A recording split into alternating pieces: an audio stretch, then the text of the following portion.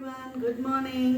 आज पिछली क्लास में हमने पढ़ा था कि नदियाँ किस तरीके से हिमालय से निकलती हुई उछलती कूदती है, चंचलता रहती है, उल्लास रहता है, परंतु मैदान में आते ही वो कैसे शांत हो जाती है। उन्होंने बेटियों की तुलना की कि बेटियाँ अपने पिता के घर में रहती है, अपने जब फादर के घर पे रहती है तो कितनी हंसती खेलती रहती है, वो रहती है, उनको कुछ भी ऐसा जिम्मेदारी का एहसास रहता है। परंतु जैसे वो शादियों के किसी दूसरे के घर पे जाती है तो शांत रहती है, उसको अपनी जिम्मेदारियों का एहसास रहता है। उसी तरह से लेखक ने हिमालय को और बेटियों को जोड़ा है। और जिस तरीके से यहाँ पर महानद और दो बताए हैं, कौन कौन से, एक तो ब्रह्मपुत्र है और एक सिंधु है।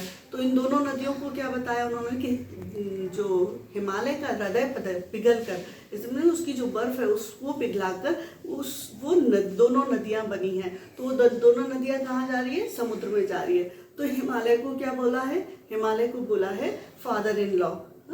तो इस तरीके से, और दामाद किसको बोला है? What is the meaning of दामाद? दामाद is the meaning of son in law. तो ये सारी चीजें इस लेसन में बताई गई है। फिर आता है कि वो जब इन दोनों के बारे में बताया उन्होंने कि ससुर जो है वो तो हिमालय है और जो दामाद है वो समुद्र है। इन चीजों को बता के फिर आगे क्या कहते हैं वो, कालिदास के विरही यक्ष ने अपने मेघदूत से कहा कि वेत्रवती बेतवा नदी को प्रेम का प्रतिदान देते जाना। कालिदास एक बहुत बड़े महाकवि रह चुके हैं।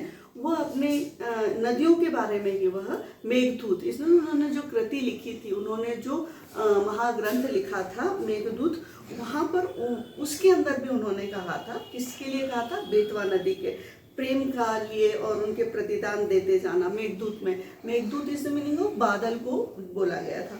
तुम्हारी वह प्रेयसी तुम्हें पाकर अवश्य ही प्रसन्न होगी। किसके लिए बोला था?